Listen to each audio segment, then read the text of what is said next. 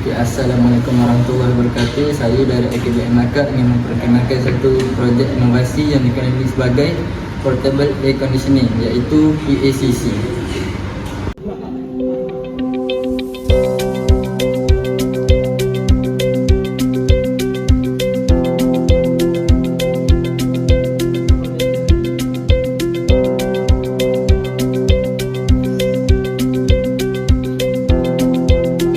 Projek ini dicipta bagi mengatasi masalah suhu panas melempau yang menjejaskan keselamatan haiwan. Sistem penyejuk bertujuan. Projek ini menetapkan suhu sehingga 23 hingga 28 darjah Celsius sesuai untuk haiwan kesayangan.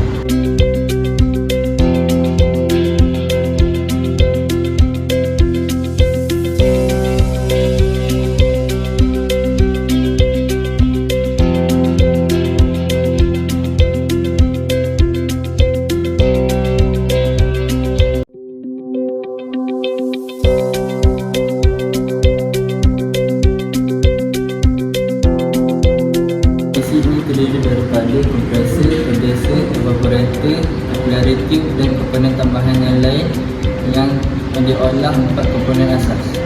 Terutamanya dalam cuaca Malaysia yang tidak menentu, projek ini dapat memberi kebaikan seperti dapat memberi keselesaan kepada haiwan peliharaan, mereka bentuk yang mudah alih, serangan terhadap inovasi tempatan dan mengurangkan kebimbangan terhadap pemilik haiwan.